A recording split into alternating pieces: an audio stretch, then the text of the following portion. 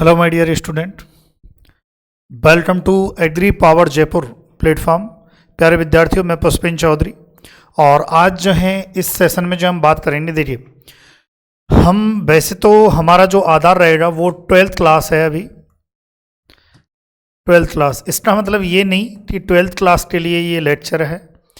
देखिए 12th class कृषि विज्ञान का जो है एक चैप्टर है, चैप्टर नंबर 07, क्योंकि जो 12वीं क्लास है वो एक बेसिक, हम कह सकते हैं एक आधारभूत फंडामेंटल जो है संरचना जो है स्थापित करता है आपके सिलेक्शन में, है ना। एक मजबूत वाली जो नींव है उसका कार्य करता है 12th और 11th क्लास। इसलिए जो विद्यार्थी, चाहे वो आप तैयारी कर रहे हैं कृषि व्याख्याता की, चाहे आप तैयारी कर रहे हैं सहायक कृषि अधिकारी की, चाहे वो आप तैयारी कर रहे हैं कृषि पर्यवेक्षक की, चाहे वो आप जेट परीक्षा की या अन्य किसी भर्ती की आप तैयारी कर रहे हैं, तो 100% ये मान लीजिए कि 11th और 12th क्लास का जो बेसिक है वो आपके जो है मजबूत पहले होना चाहिए, क्योंकि इस बेसिक से ही आपकी परीक्षाओं में जो है क्वेश्चंस आते हैं।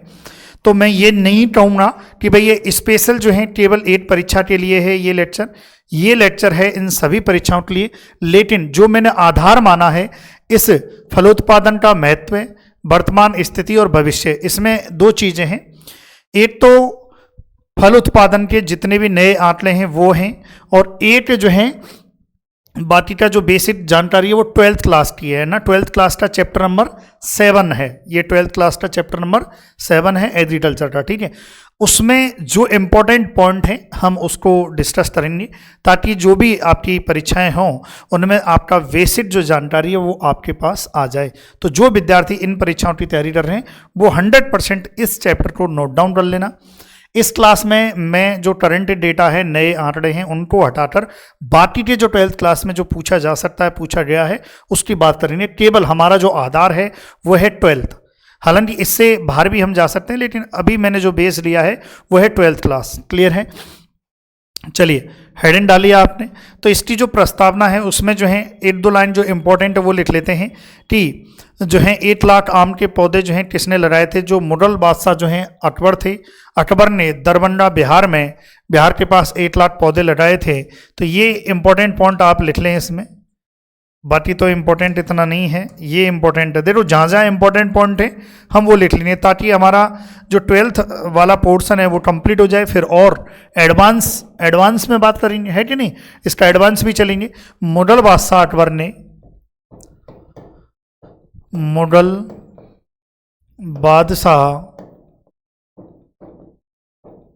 ने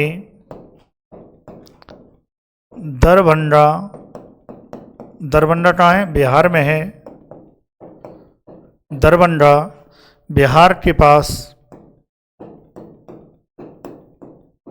पास 1 लाख आम के पौधे लगाए थे। 1 लाख आम के पौधे लगाए थे। इसका मतलब ये है कि भाई ये बगीचे बनाना, फलोद्यान करना, फलों का जो है उत्पादन करना, सब्जियों का उत्पादन, ये स्थिति जो है बहुत पहले ये जो हैं जो राजा महाराजाएं थे वो सब जो हैं भाई खेती जो है पौधे लगाते थे फलों के जो हैं, ताकि जो आवश्यकता की पूर्ति है, भोजन की आवश्यकता की पूर्ति है वो कंप्लीट हो सके। तो ध्यान रखना है, मुगल बादशाह जो है अकबर ने 1 लाख आम के पौधे जो हैं लगाए थे। बड़ी आराम से अकबर जी जो है आम खाते थे, है ना। चलिए फिर उसके आगे लिखा हुआ है आपके इसी पुस्तक में, अखिल भारतीय, देखो जो इम्पोर्टेंट है मैं वही लाइन लिखूंगा, ये ध्यान रखना जो एग्जाम की दृष्टि से। अखिल भारतीय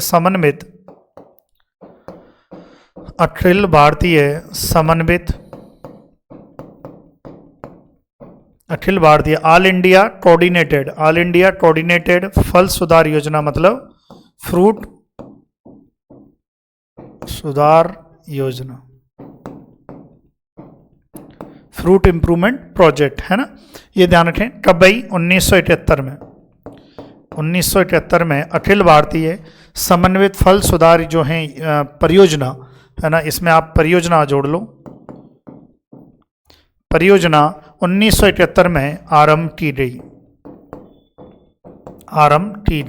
भाई ये योजना जो है इसलिए आरंभ की गई थी कि भाई फलों का बढ़िया उत्पादन हो सके, अच्छे अच्छे जो है फलों की किस्में आ सकें, ये इस सब चीज़ के लिए जो है अखिल भारतीय समन्वित फल सुधार जो है परियोजना की शुरुआत कब हुई थी। तो डायरेक्ट क्वेश्चन आता है एग्जाम में कि अखिल भारतीय समन्वित फल सुधार परियोजना की शुरुआत कब हुई थी, 1971 में हुई थी। चलिए भाई ये लिखें आप जो है। फिर उसके बाद जो है आएगा फलों के महत्व, है ना। अब भाई फलों का जो है क्या क्या महत्व है, पोषण महत्व होता है ना, और भी है, आर्थिक महत्व है, ये सब हम देखेंगे। तो यहाँ पर हम लिखेंगे फलों के पोषण महत्व, फलों का पोषण महत्व, फलों और सब्जियों, है ना, पोषण महत्व। अब देखिए फलों और सब्जियों का पोषण महत्व है, जैसा कि मैंने आपको बता दिया है कि आधार मैंने क्या माना है, 12th क्लास माना है। तो 12th क्लास माना है तो जो जरूरी है वो हम देखेंगे। तो फलों के पोषण महत्व की बात करें तो इसमें जो है आपके यहाँ पर जो है दी हुई हैं विटामिन्स, है ना। तो यहाँ पर दी हुई हैं विटामिन, और इस विटामिन की जो है विटामिन कौन सी है और इसकी जो है कमी के लक्षण क्या है, कमी के लक्षण क्वेश्चन आने लायक यही है। बाकी कौन सा फल किस विटामिन के लिए जरूरी है, यहाँ से क्वेश्चन रेयर केस में आता है, वो मैं बता दूंगा कौन से क्वेश्चन आते हैं। तो सबसे पहली जो विटामिन है वो क्या है, कैरोटीन, कैरोटीन कह दो, या इसे हम कह सकते हैं विटामिन ए, विटामिन ए भी कह सकते हैं। अब इसे जो है कैरोटीन या विटामिन ए की कमी से जो है कौन से जो है लक्षण आते हैं। एक तो आता है रतौंधी, कौन सा आता है भाई, रतौंधी रोग, जिसमें कम दिखाई देता है ना, रतौंधी रोग, जैसे ही अंधेरा हो जाएगा बहुत कम जो है दिखाई नहीं देगा, ये मान लो अंधा हो जाता है, ऐसा हम कह सकते हैं। क्लियर है यहाँ पे। इसके अलावा जो है आँखों पर जो है सफ़ेद दाग, इसकी कमी से आँखों पर सफ़ेद दाग, है ना, ये ध्यान रखें। आँखों पर जो है सफ़ेद दाग जो है बाइडॉट स्पॉट्स कह सकते हैं, बाइडॉट स्पॉट्स आ जाते हैं। चलिए सफ़ेद दाग जो हैं आ जाते हैं। फिर उसके बाद जो है इसकी कमी से जो है केराटोमालेशिया भी हो जाता है, केराटोमालेशिया। तो ये भी क्वेश्चन एग्जाम में आ सकता है कि केराटोमालेशिया जो है बाईटादा जो है इस चैप्टर से मैंने टॉपिक वाइज क्वेश्चन भी बनाए हैं ना, जो है अध्याय अनुसार मैंने क्वेश्चन बना दिए, वो हमारी application agri power Jaipur coaching में है। आप सभी विद्यार्थी एग्री पावर जयपुर कोचिंग को डाउनलोड कीजिए, क्योंकि हमने सभी कोर्सेज कृषि व्याख्याता, सहायक कृषि अधिकारी परफेक्ट वे में हमने डिजाइन किए हुए हैं। केराटोमालेशिया में क्या होता है, कॉर्निया जो आँख में जो कॉर्निया होती है ये मुलायम और कमज़ोर हो जाती है ना, कॉर्निया का कमज़ोर एवं मुलायम पड़ जाना, कॉर्निया का कमज़ोर एवं मुलायम पड़ जाना, कॉर्निया का कमज़ोर एवं मुलायम पड़ जाना, ये ध्यान रखें। बाकी देखो इसके स्रोत की बात करें, हालांकि स्रोत से क्वेश्चन जो है आता है लेकिन इतना नहीं आता है, जो आगे मैं बता दूंगा। यदि जैसे विटामिन ए के जो है स्रोत की बात करें तो आम जो है जिसमें सर्वाधिक जो है विटामिन ए होती है, तो ये भी क्वेश्चन आता है कि कौन सा जो है फल है, कौन सा फ्रूट है जिसमें सर्वाधिक विटामिन ए होती है। तो याद रखना है आम होती है जिसमें 4800 आयु मतलब इंटरनेशनल यूनिट। इसके अलावा पपीता है ना, एवोकाडो है, और इसके अलावा कटहल है, एवोकाडो है, एवोकाडो।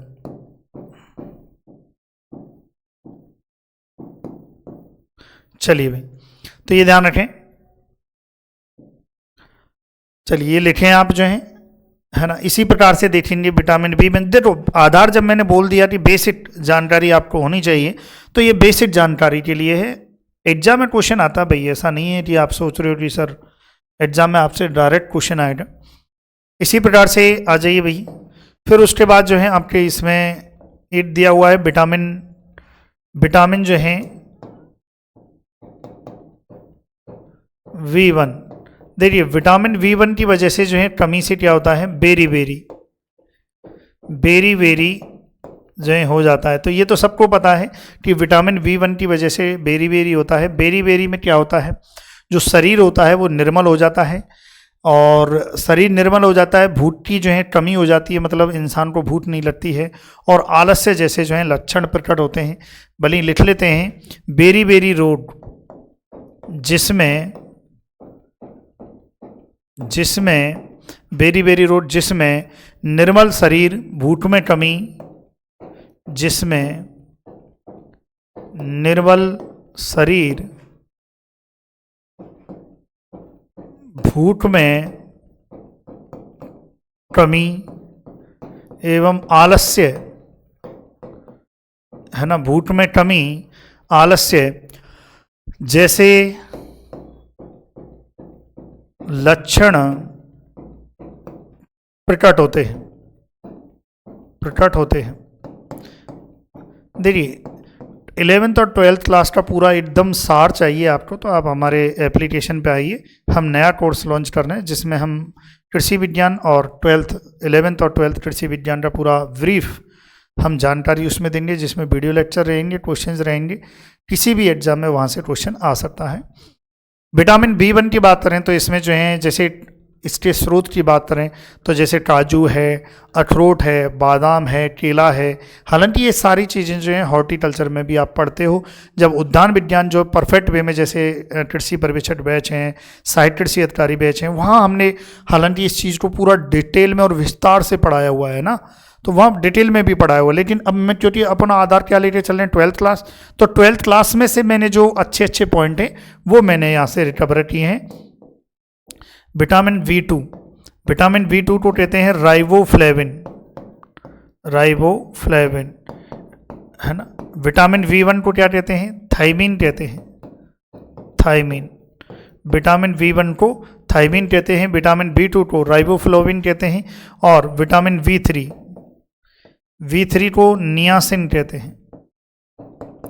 अब देखिए आपकी 12th की बुक में जो है ये लिखा हुआ है कि विटामिन B2 की वजह से पैलाद्रा होता है, जबकि पैलाद्रा जो होता है वो विटामिन B3 की वजह से होता है, तो उसको करेक्ट कर लेना आप, है ना।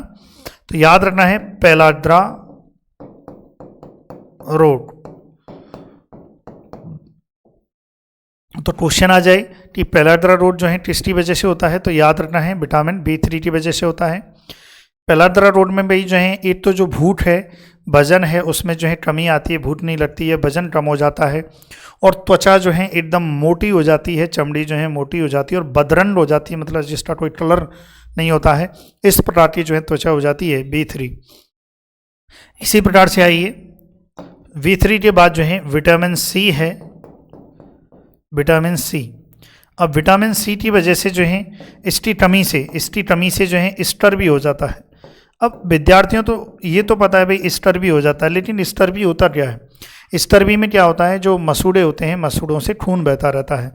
तो स्टर भी हम कह सकते हैं जिसमें मसूड़ों से खून बहता रहता है, जिसमें मसूड़ों से खून बहता रहता है, ये ध्यान रखें आपको, है ना।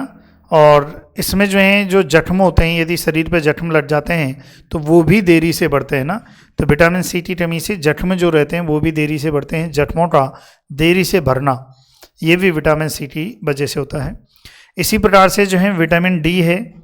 अब देखिए विटामिन D के सिम्टम्स और कैल्शियम की डेफिशिएंसी के सिम्टम्स जो हैं समान हैं। विटामिन D, अच्छा विटामिन C को हमने क्या कहा, एस्कॉर्बिक एसिड कहते हैं, ये ध्यान रखना है। और विटामिन D को अर्गोस्टिरोल कहते हैं, क्या कहते हैं, अर्गोस्टिरोल।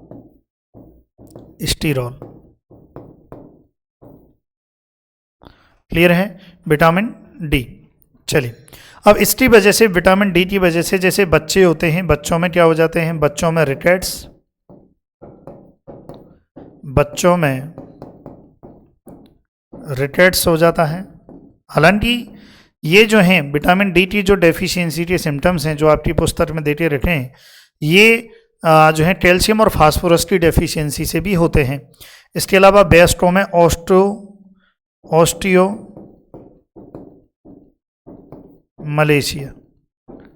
ऑस्टियो मलेशिया भी हो जाता है, ऑस्टियोपोरोसिस भी देखने को मिलता है। तो याद रखना है ऑस्टियो मलेशिया या सूखा रोग ये भी हो जाता है। क्लियर है। तो विटामिन डी और कैल्शियम की डेफिशिएंसी के जो सिम्टम्स हैं वो लगभग समान जैसे प्रतीत होते हैं, तो इसलिए याद रखना है आपको। बच्चों में रिकेट्स हो गया और बड़ों में जो है ऑस्टियोमालेशिया हो गया। इसी प्रकार से एक और है आपके में विटामिन ई, जिसे फाइलोक्विनोन कहते हैं, है ना। वीडियो पॉज करें भाई, लिखें और कमेंट जरूर करें कि वीडियो आपको कैसी लगी है, ताकि मैं और जो है आपके लिए वीडियो बना पाऊँ। क्लियर है। बाकी कोर्स जो लेना चाहें वो कोर्स भी ले सकते हैं हमारा। विटामिन ई, देखिए विटामिन ई का नाम क्या होता है, फाइलोक्विनोन,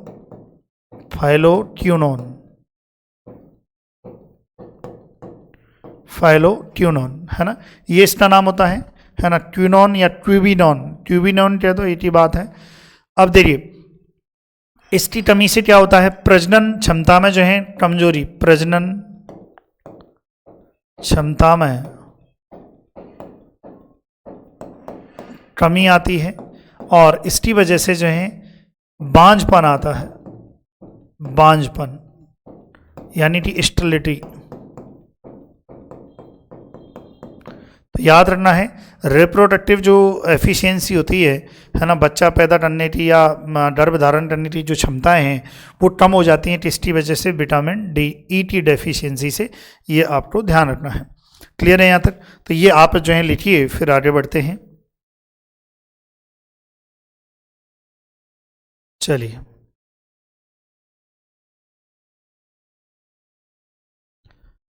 अब और देखते हैं।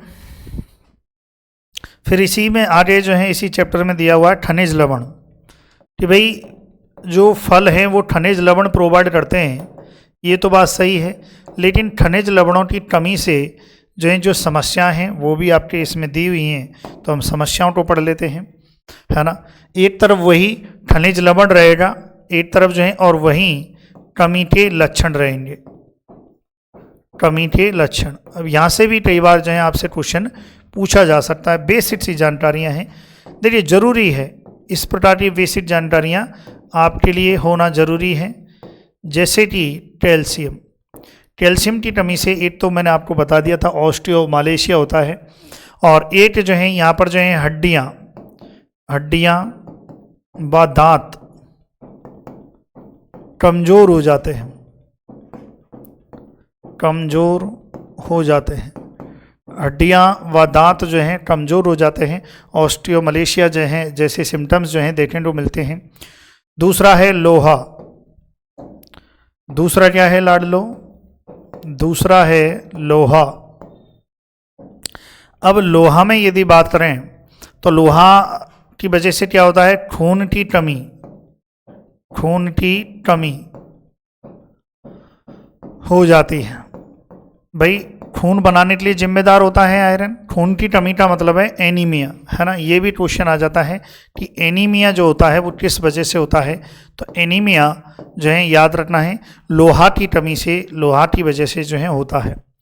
फिर उसके बाद जो है आ जाइए भाई, देखिए इसके क्वेश्चंस भी आपको करने हैं, मैं क्वेश्चंस भी आपके लिए दूंगा तो वो भी आपको करने रहेंगे। क्वेश्चंस जो है मैंने इसलिए बना दिए, जो अलग से वीडियो बनेगी उसमें हम कर लेंगे। पहले आप ये पूरा अच्छे से लिख लेना। जैसे आयोडीन आजकल जो है नमक, भाई आयोडीन रहित नमक यदि खा लेते हैं, नहीं खाते हैं, आयोडीन की कमी है तो उसमें क्या होता है क्वार्टर यानी कि ढेंडा रोग हो जाता है, जिसे हम क्या कहते हैं क्वार्टर या ढेंडा रोग। क्लियर है, ये रोग हो जाता है। इसमें क्या होता है गर्दन फूल जाती है। क्या होता है भाई लड़ लो, गर्दन फूल जाती है। क्या होता है, गर्दन फूल जाती है, ये ध्यान रखना है। फिर उसके बाद जो है आ जाइए भाई 4 नंबर पे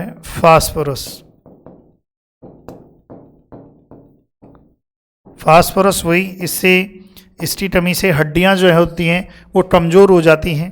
क्या है, हड्डियां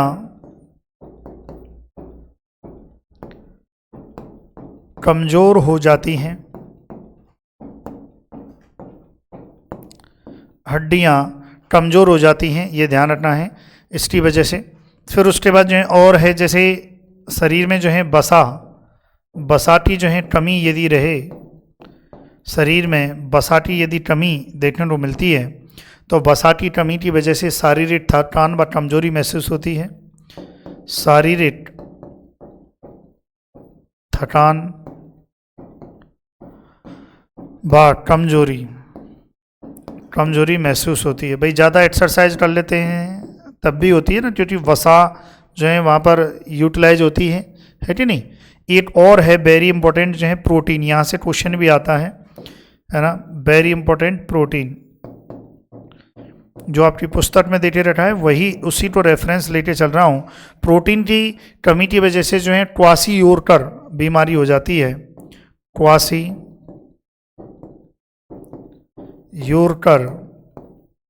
बीमारी हो जाती है,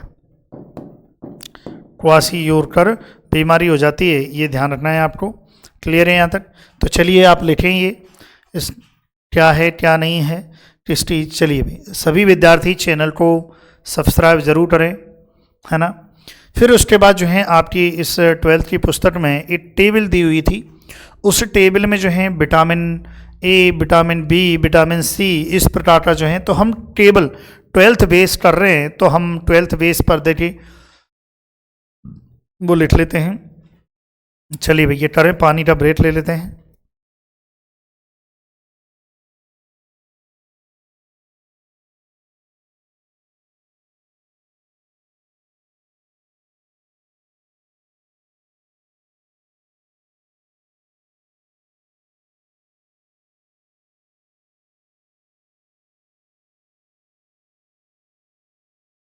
हाँ भाई, अब देखिए उस टेबल में से कुछ कंक्लूजन जो हैं जो मैंने निकाले हैं जहाँ से एग्जाम में क्वेश्चन आ सकता है, केवल हम उसकी चर्चा करें। हालांकि आपने डिटेल में इस चीज़ को पढ़ा है, लेकिन जैसा कि मैंने आपको बोल दिया है ना, कि भाई हम जो है आधार लेके चल रहे हैं 12th क्लास, तो कुछ महत्वपूर्ण फलों के पोषक तत्व, कुछ महत्वपूर्ण फलों के पोषक तत्व, अब देखिए उसके अकॉर्डिंग बताएंगे हम, है ना, जो 12th क्लास में लिखा हुआ है। अब इसमें जो है देखिए भाई सबसे पहले जो है हम बात करते हैं, सबसे पहले जैसे क्वेश्चन आ जाए विटामिन ए, तो विटामिन ए जो है सर्वाधिक, जो उस टेबल में आपकी 12th की बुक की टेबल आप पढ़ लेना, उस 12th की बुक यदि आपके पास है, नहीं है तो ले लेना, है ना। यदि आप किसी भी एग्जाम की तैयारी कर रहे हैं चाहे, तो आपको 11th और 12th की बुक होनी चाहिए आपके पास। आम, विटामिन ए आम 4800 आयु और इसमें 2000 जो है। इसी प्रकार से यदि वो टेबल यदि आपने देखी हो तो टेबल के अकॉर्डिंग जो है विटामिन बी जो है सर्वाधिक जो है उस टेबल के अकॉर्डिंग किसमें, केला में जो है, हालांकि बेलपत्र में भी होती है विटामिन बी, है ना, तो लेकिन केला में जो है सर्वाधिक, है ना, जिसमें कितनी दी हुई है 150 ग्राम प्रति 100 ग्राम गुदा। क्लियर है, ये ध्यान रखना है। इसी प्रकार से विटामिन सी वहाँ दी हुई है, विटामिन सी के बारे में, तो विटामिन सी जितने भी फल उसमें देते रहते हैं उन फलों में विटामिन सी जो है सर्वाधिक किसमें है, आप देख पा रहे होंगे आंवला में है। हालांकि सबसे ज़्यादा जो है विटामिन सी किसमें होती है, बारबेडोस चेरी में। अब आपकी 12th में है तो नहीं, लेकिन यही मानना पड़ेगा। लगभग ये होती है 600 मिलीग्राम प्रति 100 ग्राम, 100 ग्राम जो पल्प है गुदा है उसके अकॉर्डिंग। फिर उसके बाद दूसरे नंबर पर जो है उसमें टेबल में देखा रखा हुआ है करौंदा में 200 से 500 मिलीग्राम है। उसके बाद जो है अमरूद में भी विटामिन सी की जो है मात्रा अच्छी खासी होती है, 299 मिलीग्राम प्रति 100, यानी कि प्रति 100 ग्राम मात्रा। इसी प्रकार से आप और यदि देखेंगे वहाँ पर जो है कैल्शियम के बारे में देखेंगे कि कैल्शियम, अब जितने भी फल देते रखे हैं उनमें से यदि ऑप्शन में आ गया तो सोचो आप जेट परीक्षा देने बैठे, कृषि व्याख्याता, भाई कृषि व्याख्याता में तो स्पष्ट मेंशन है, कृषि व्याख्याता में स्पष्ट मेंशन है 12th लेवल और 11th लेवल 12th लेवल, तो ऑब्वियसली बात है डायरेक्ट वहाँ से भी आ सकता है। तो इसमें जो है करौंदा है, कैल्शियम की मात्रा जो है सर्वाधिक जो है देख पा रहे होंगे करौंदा में जो है। उसके बाद जो है बेल, भगवान भगवान शिव को चढ़ता है बेलपत्र जो है एडियल मार्मिलोस। फिर उसके बाद जो है अंजीर, और फिर उसके बाद जो है आंवला, अंजीर आंवला। क्लियर है भाई यहाँ तक। इसी प्रकार से फास्फोरस की बात करें, उस टेबल के अकॉर्डिंग जो है फास्फोरस जो है सर्वाधिक किसमें होती है। सोचो इस टेबल में से आंसर ऑप्शन आ गए तो क्या करोगे तब, है कि नहीं। अनार, अनार में जो है सर्वाधिक होती है।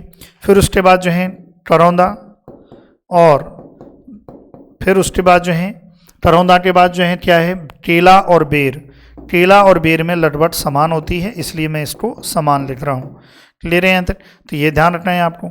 लोहा, लोहा की बात करें तो लोहा में जो है जैसे लोहा है, अब लोहा में जो है बात करें तो करौंदा है। सर्वाधिक जो है लोहा किस में मिलता है, ये क्वेश्चन भी पूछा गया है कि सर्वाधिक लोहा किस में मिलता है, करौंदा में मिलता है। फिर उसके बाद जो है अंजीर आंवला में मिलता है, अंजीर में और आंवला में लगभग आसपास ही मिलता है। ठीक है, अब ऐसे पूछ ले आपसे क्वेश्चन, है ना। क्लियर है। तो क्वेश्चन देखो 12th की बुक से भी बन सकता है, ऐसा नहीं है आप सोचो कि भाई साहित्य कृषि अधिकारी और उसमें जो है और कहीं से भी बने, यहाँ से भी बन सकता है। ठीक है, एक और है इसमें जो है ऊर्जा, जो करौंदा, केला और बेर, चलिए लिख लिया।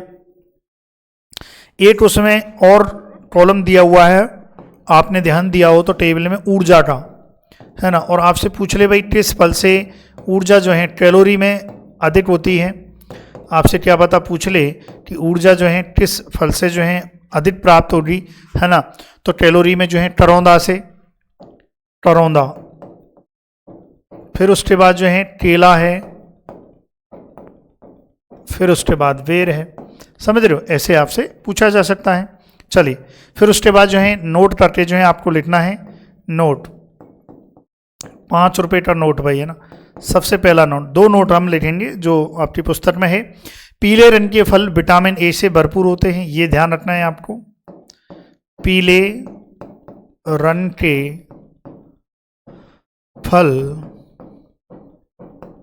विटामिन ए से भरपूर होते हैं। विटामिन ए से, पीले रंग के फल जो हैं विटामिन ए से भरपूर होते हैं, ये ध्यान रखना है आपको। एक दूसरा बिंदु और लिखा हुआ था WHO। WHO मतलब वर्ल्ड हेल्थ ऑर्गेनाइजेशन, WHO मतलब वर्ल्ड हेल्थ ऑर्गेनाइजेशन, विश्व स्वास्थ्य जो है ना, विश्व स्वास्थ्य संगठन। तो कई बार आपसे फुल फॉर्म पूछ ले इसकी क्या होती है, विश्व स्वास्थ्य संगठन, वर्ल्ड हेल्थ ऑर्गेनाइजेशन, विश्व स्वास्थ्य संगठन, है ना, के अनुसार हर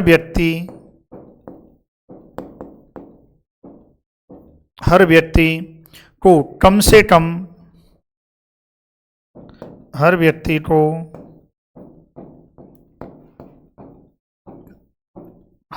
को कम से कम 90 से 110 ग्राम, 90 से 110 ग्राम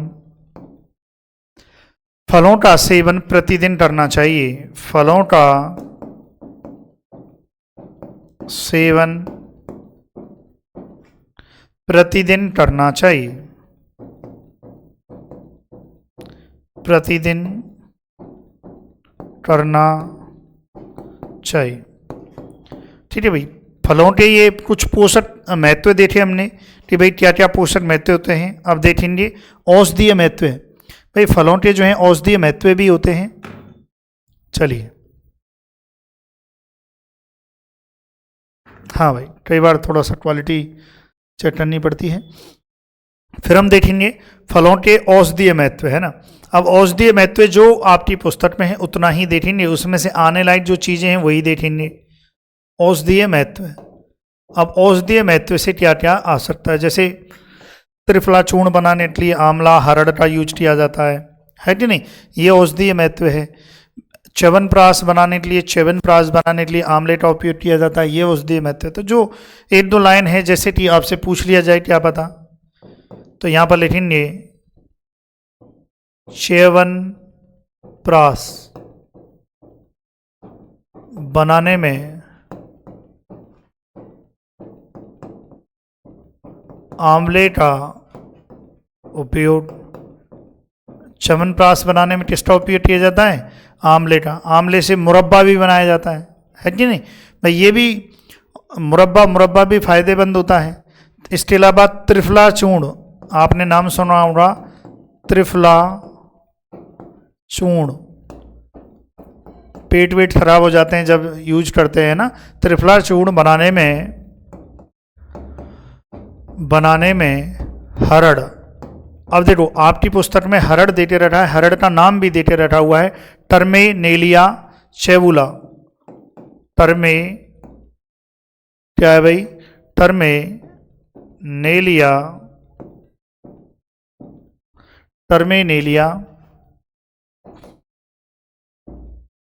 चेवुला। टर्मिनेरिया चेवुला जो है, बहेड़ा है ना, बहेड़ा बहेड़ा। अब देखिए ये सब देते रह रहा हूं। अब क्या पता एग्जामिनर आपसे पूछ ले कि हरड़ का वानस्पतिक नाम क्या होता है, क्योंकि आपकी भाई पुस्तक में देते रहता है, तो हरड़ का वानस्पतिक नाम आपसे पूछा जा सकता है, टर्मिनेलिया चेवुला। और दूसरा है बहेड़ा, बहेड़ा का होता है टर्मिनेलिया बेलिरिटा, है ना, टर्मिनेलिया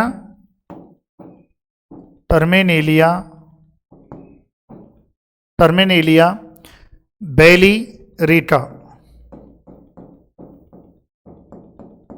ये इसका होता है बहेड़ा, हरड़, बहेड़ा। अब बहेड़ा का आपसे नाम पूछ ले, क्या पता, वाह आंवला, आंवला का तो सबको पता ही है ना, इम्बिलिटा ऑफिसिनिलिस,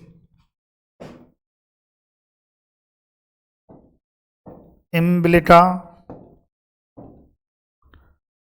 ऑफिसिनिलिस। ध्यान रखना है भाई, इम्बिलिटा ऑफिसिनिलिस जो है का उपयोग किया जाता है, का उपयोग किया जाता है।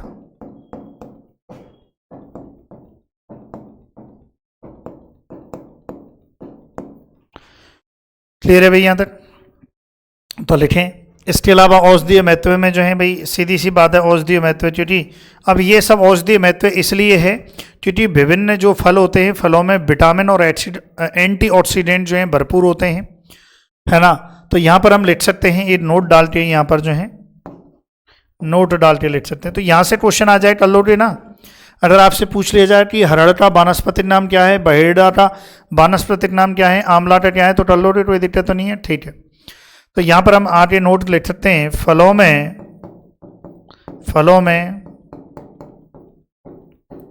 विटामिन्स एवं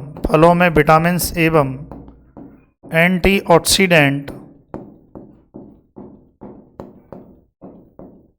फलों में विटामिन एवं एंटीऑक्सीडेंट भरपूर होते हैं, फलों में विटामिन्स एवं एंटीऑक्सीडेंट जो हैं भरपूर होते हैं, जो हमारे शरीर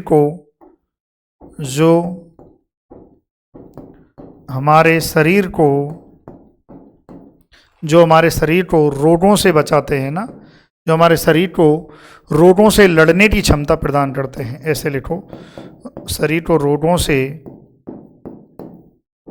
लड़ने की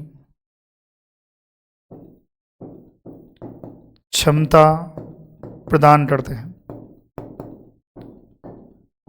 देखिए वीडियो पसंद आ रही है तो रिक्वेस्ट है आप लाइक करिए। शानदार कंटेंट सभी परीक्षाओं के लिए लड़ने की क्षमता प्रदान करते हैं। लाइक करें भाई वीडियो को और चैनल को सब्सक्राइब करें।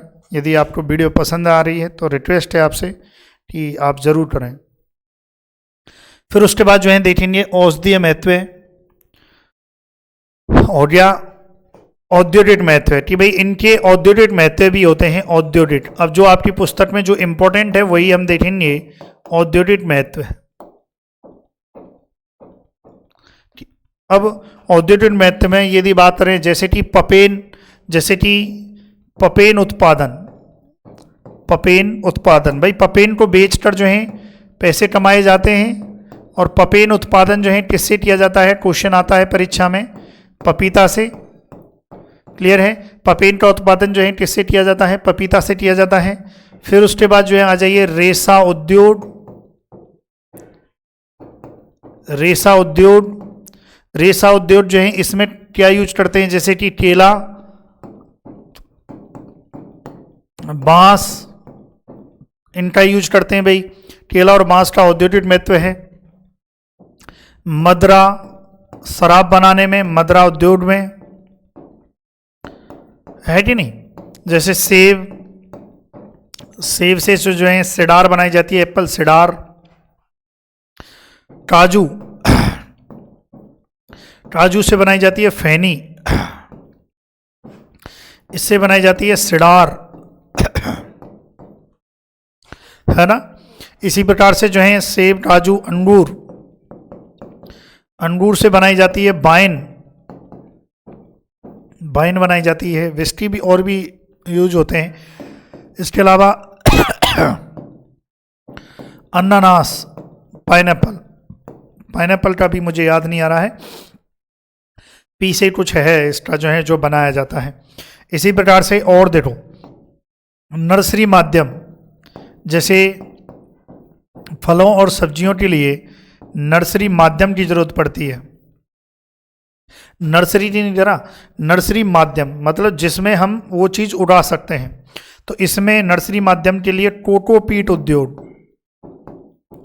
कोकोपीट उद्योग, तो और जिस पर है नारियल, नारियल, नारियल की जो खोल होती है उससे कोकोपीट बनाई जाती है, जो एक नर्सरी माध्यम के लिए ज़रूरी होती है, नर्सरी में जो है बिछाने के लिए ज़रूरी होती है। तो कई बार क्वेश्चन आता है कि भाई नर्सरी माध्यम के लिए कौन ज़रूरी है, तो नारियल। बहुत से विद्यार्थी क्या करते हैं कि नर्सरी में लगाने वाला फल समझ के पपीता करके आ जाते हैं। अरे पहले ये पढ़ो कि नर्सरी का बोल रहे हैं या नर्सरी माध्यम बोल रहे हैं। नर्सरी माध्यम की बात करें कि नर्सरी माध्यम में नारियल का यूज होता है। नर्सरी सामान्यतः जो है किस फल वृक्ष की लगाई जाती है, तो वो पपीता है। नर्सरी माध्यम जो है ना, तो विद्यार्थी यहाँ पर बड़े कंफ्यूज हो जाते हैं कि नर्सरी पूछा है नर्सरी माध्यम, सबको पपीता याद आ जाता है। ठीक है, इसी प्रकार से जो है देखें, बाकी तो देखो धार्मिक महत्व है, धार्मिक महत्व से आपके पुस्तक में जो धार्मिक महत्व लिखा है उससे कोई क्वेश्चन बनता नहीं है। इसके अलावा पर्यावरण से संबंध महत्व है, उससे भी क्वेश्चन नहीं बनता है। एक ये भाई पर्यावरण संबंधी की काजू का जो प्रादुर्भाव है वो भारत में समुद्र के किनारे मृदा क्षरण को रोकने के उद्देश्य से किया गया था। ये जरूर एक लाइन इंपॉर्टेंट हो जाती है कि भाई किसका प्रादुर्भाव जो है किया था, तो हम यहाँ पर लिख सकते हैं पर्यावरण संबंधी महत्व है, एक लाइन लिख ही लो, है ना, पर्यावरण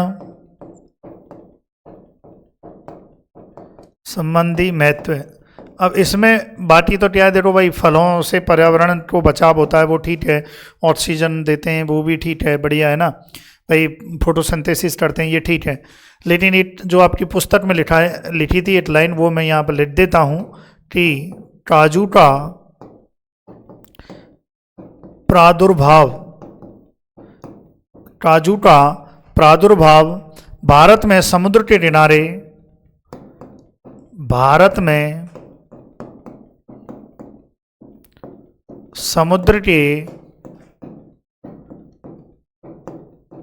किनारे मृदा क्षरण को रोकने के, मृदा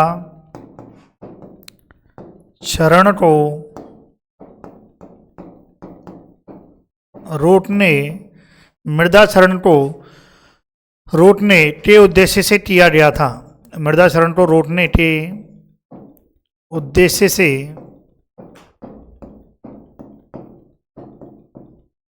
किया गया था। ये लीजिए बेसिक सी जानकारी है, इनको लिखिए, चैनल को सब्सक्राइब कीजिए, लाइक कीजिए, शेयर कीजिए। लिखो अभी तो और बाकी है। चलिए।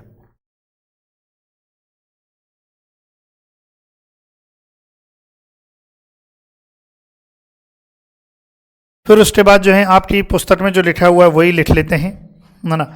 आगे जो लिखा हुआ था, देखिए मैं करंट डेटा नहीं पढ़ाऊंगा, करंट आंकड़े हैं वो बाद में पढ़ा दूंगा। तो वहाँ पर एक लाइन है, फलोत्पादन की वर्तमान स्थिति, फलोत्पादन की वर्तमान स्थिति, फलोत्पादन की वर्तमान स्थिति। और फलोत्पादन की जो वर्तमान स्थिति है, इसमें यदि बात करें तो जो डायरेक्ट पुस्तक में लिखा है वो लिख लेते हैं भाई, क्या क्या स्थिति है। जैसे जैसे मैं लिखाऊंगा वैसे वैसे आपको समझ में आ जाएगा। उद्यानिकी फसलों में लगभग लिखेंगे साथ के साथ, उद्यानिकी फसलों में लगभग 90% हिस्सेदारी, 90% हिस्सेदारी फल व सब्जी फसलों की है, फल व सब्जी फसलों की है। भाई जितने भी उद्यान हैं, जैसे इसमें जो है फसलों की है, मसाले भी आते हैं, प्लांटेशन क्रॉप भी आती हैं, स्पाइसेज भी आती हैं, ये सब सारी चीज़ें जो हैं इसमें आती हैं, फूल भी आते हैं। उन सब में यदि बात करें तो 90% से हिस्सेदारी जो किसकी है, फल और सब्जी फसलों की है। फिर लिखेंगे भारत विश्व में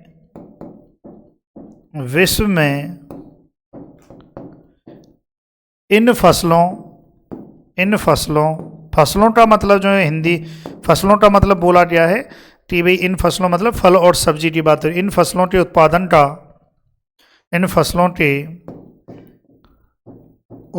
का दूसरा बड़ा राष्ट्र है। तो याद रखना है, यदि आपसे पूछ लिया जाए कि फल और सब्जी उत्पादन के मामले में भारत का जो है कौन सा स्थान है, तो याद रखना है फल और सब्जी उत्पादन में जो है भारत का जो है कौन सा स्थान है, दूसरा स्थान है, ऐसा आपको ध्यान रखना है। क्लियर है। फिर इसके बाद जो है फल और सब्जी उत्पादन में भारत का जो है, फलों के उत्पादन के मामले में भी भारत का दूसरा है और सब्जी उत्पादन में, लेकिन कुछ हैं जैसे आम, केला, पपीता, उनमें फर्स्ट है, वो लिख लेते हैं, लिख लिया आपने। साथ ही कुछ फसलों जैसे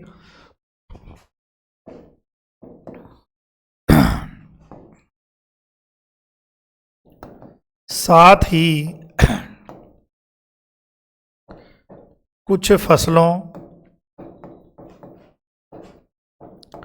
जैसे आम, पपीता, केला, सुपारी, काजू, आलू, भिंडी, काजू, आलू, भिंडी आदि में भारत का प्रथम स्थान है। भारत का क्या है, प्रथम स्थान है, ये लिखें साथ के साथ। फिर उसके बाद जो है फलोत्पादन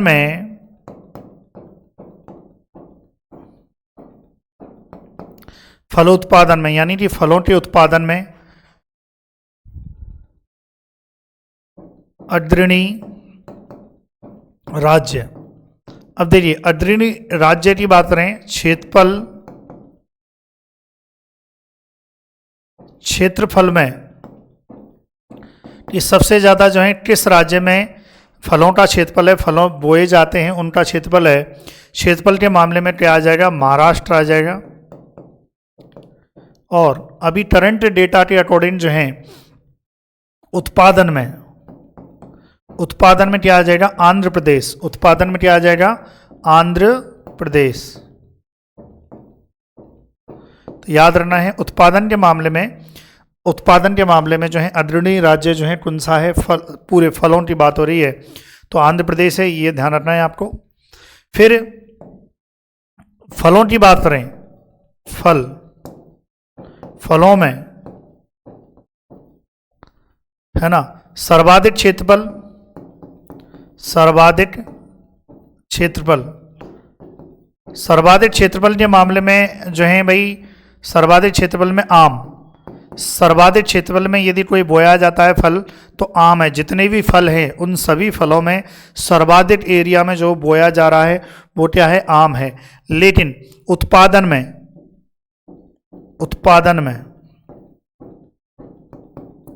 उत्पादन में जो है केला है। तो अगर आपसे पूछ लिया जाए कि सर्वाधिक उत्पादन किस फल का होता है भारत में, तो याद रखना है प्रथम स्थान पर है केला, फर्स्ट। उत्पादन में, उत्पादन जो है सर्वाधिक उत्पादन जो है किस फल वृक्ष का हो रहा है, किस फल का हो रहा है ना, तो याद रखना है केला का हो रहा है। क्षेत्रफल के आधार पर बात करें तो सबसे ज़्यादा जो है क्षेत्रफल के आधार पर जो है किसका है, आम का है, क्योंकि सर्वाधिक क्षेत्रफल में बोया जाता है। क्लियर है भाई यहाँ तक? तो इसको आप लिखें अच्छे से, फिर और देखेंगे। फिर फलोत्पादन का भविष्य जो आपके में दिया हुआ है वो हम देखेंगे।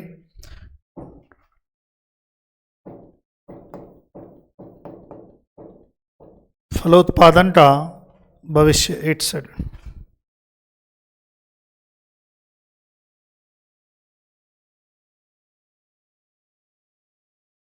है ना। क्या है भाई, फलोत्पादन का भविष्य। अब देखिए भविष्य,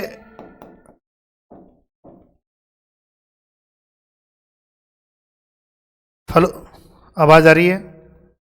हाँ,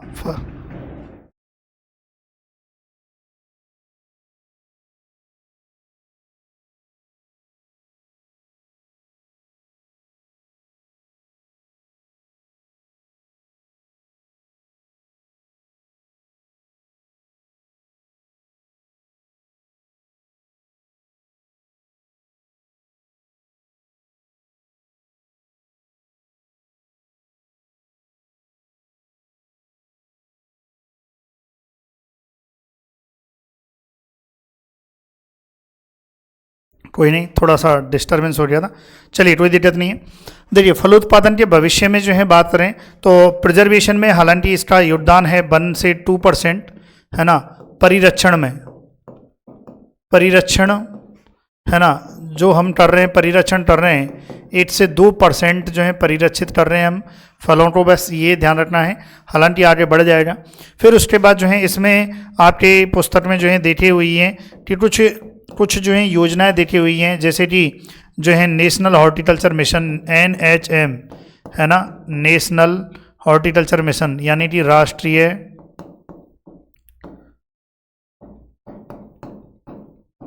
हॉर्टिकल्चर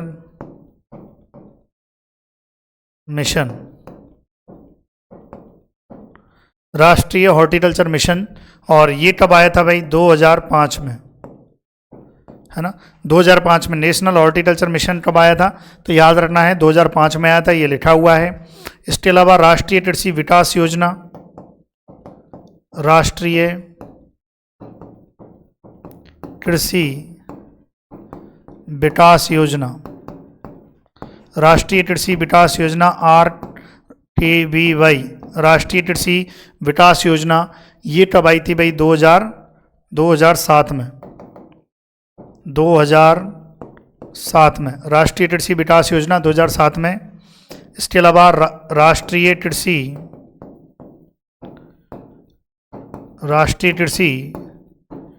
नवोन्वेषी, राष्ट्रीय कृषि नवोन्वेषी परियोजना, यानी कि NAIP, ये भी पूछा जा सकता है आपसे, इसकी फुल फॉर्म पूछी जा सकती है NAIP, है ना, नेशनल एग्रीकल्चर इनोवेशन, NAIP का मतलब नेशनल एग्रीकल्चर इनोवेशन प्रोजेक्ट। और ये कब योजना आई थी भाई, 2006 में जो है। इसके अलावा समन्वित बागवानी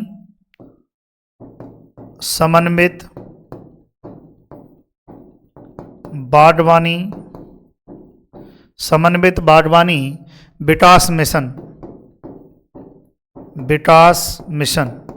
समन्वित बागवानी विकास मिशन जो है MIDH, यानी कि मिशन फॉर इंग्लिश में क्या होती है, mission for integrated development of horticulture, है ना। ये जो है ये भाई 2014 में ये जो है जो नेशनल हॉर्टिकल्चर मिशन है यही MIDH बन चुका है। क्लियर है भाई यहाँ तक, तो ये लिखें। फिर इसके अलावा एक और चीज़ है छोटी सी आपकी पुस्तक में,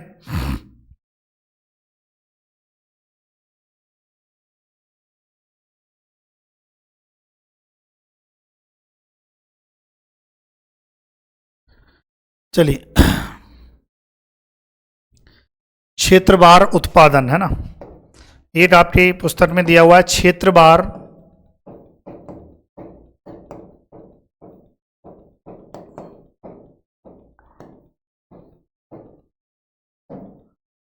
क्षेत्रवार जो है उत्पादन जो है ना। अब क्षेत्रवार उत्पादन भी दिया हुआ है, तो यहाँ से भी एक बार क्वेश्चन आया था। क्वेश्चन क्या आया था कि गंगानगर हनुमानगढ़ जिले में सबसे ज़्यादा क्या होता है, तो वहाँ पर होता है किन्नौ। तो ये क्वेश्चन आया था, तो ऐसे भी आपसे क्वेश्चन पूछा जा सकता है। तो यहाँ पर जो है क्षेत्रवार जो है उत्पादन से भी क्वेश्चन भाई 2-3 जिले दे दिए और आपसे पूछ लिया जो है किसका उत्पादन जो है, मतलब इस जिले में, इन जिलों में सबसे ज़्यादा जो है उत्पादन किसका हो रहा है। जैसे बात करें बांसवाड़ा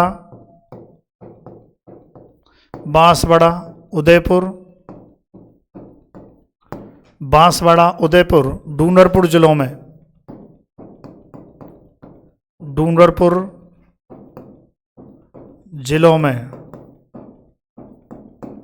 है ना।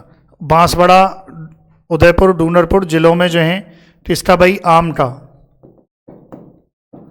का उत्पादन है। फिर उसके बाद जो है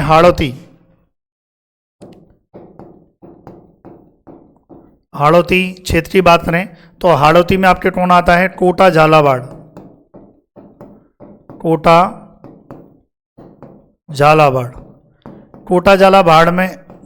में जो है किसका उत्पादन है भाई, कोटा झालावाड़ में संतरा का, किसका, संतरा का है, ये ध्यान रखना है। सवाई माधोपुर एवं बूंदी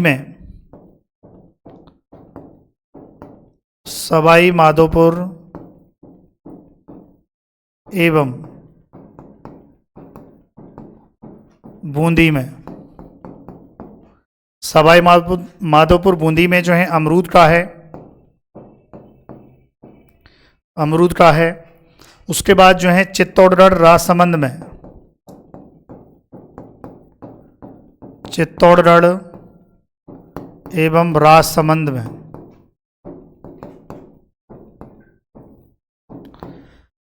चित्तौड़गढ़ राजसमंद में जो है सीताफल, क्या है भाई, सीताफल, चित्तौड़गढ़ राजसमंद सीताफल। बीकानेर जोधपुर में जो है, बीकानेर एवं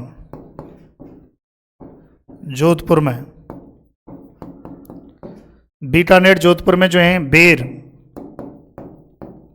बीकानेर जोधपुर बेर। इसी प्रकार से गंगानगर हनुमानगढ़ एवं हनुमानगढ़,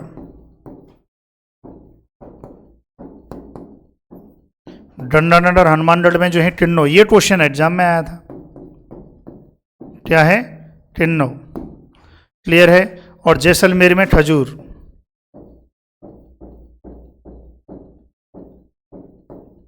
जैसलमेर में खजूर। चलिए, तो ये सब जो है आपसे एग्जाम में क्वेश्चन में आ सकता है। कैसे भी क्वेश्चन आपसे, जैसे एक परीक्षा में आया ही था कि गंगानगर हनुमानगढ़ में जो है किसका उत्पादन होता है, किन्नौ का होता है। तो ये आपका जो चैप्टर है वो फिनिश है। बाकी तो अति महत्वपूर्ण जो है इसमें बिंदु हैं, है ना, वो ज़्यादा आवश्यकता नहीं है। तो ये आपका जो है चैप्टर कंप्लीट है। तो प्यारे साथियों, आप चैनल को सब्सक्राइब करें, लाइक करें और शेयर करें। Thank you so much for watching video pause करके आप लिखें। Thank you so much.